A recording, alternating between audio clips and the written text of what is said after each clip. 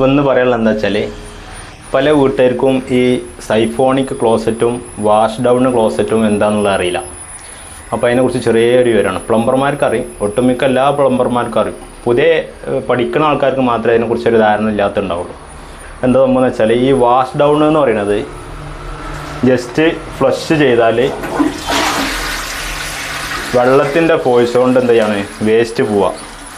Siphonic എന്ന് പറയുന്നത് ചെറിയൊരു വാക്വം സിസ്റ്റം ഉണ്ടാവും, അതായത് എയർ വലിച്ചിട്ട് വേസ്റ്റ് പോകുന്ന ഒരു സിസ്റ്റമാണ്. അപ്പോൾ ചില വീടുകളിൽ നമ്മൾ പുതിയ ക്ലോസറ്റ് വെച്ച് കൊടുത്താൽ വേസ്റ്റ് പോകണില്ല എന്നുള്ളൊരു വിഷയം ഉണ്ടാവും. അതെന്താ സംഭവം എന്ന് വെച്ചാൽ ആ ക്ലോസറ്റ് ചിലപ്പോൾ സൈഫോണിക് ആയിരിക്കും.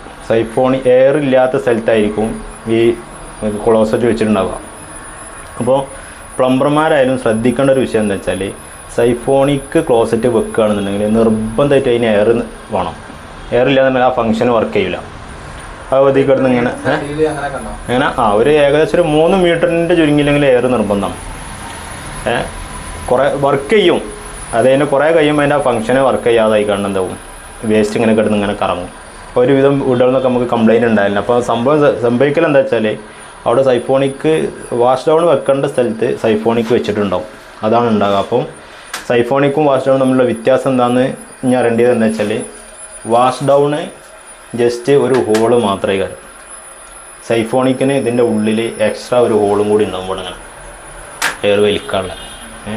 പിന്നെ കമ്പനി പേരുമലും കാര്യങ്ങളൊക്കെ ഉണ്ടാവും. പക്ഷേ ശ്രദ്ധിക്കേണ്ടത് പ്ലംബർമാരും ശ്രദ്ധിക്കണം, ഇതേ സൈഫോണിക്കും വാഷ് ഡൗണും വെക്കേണ്ട സ്ഥലങ്ങൾ ശ്രദ്ധിക്കണം. വീട്ടുകാർക്കും അതിനെക്കുറിച്ചൊരു ധാരണ ഉണ്ടാവില്ല. അപ്പോൾ ഒന്ന് പറഞ്ഞ് മനസ്സിലാക്കി കൊടുക്കണത് നല്ലതാണ്. അപ്പോൾ ഓക്കെ, സെറ്റ്.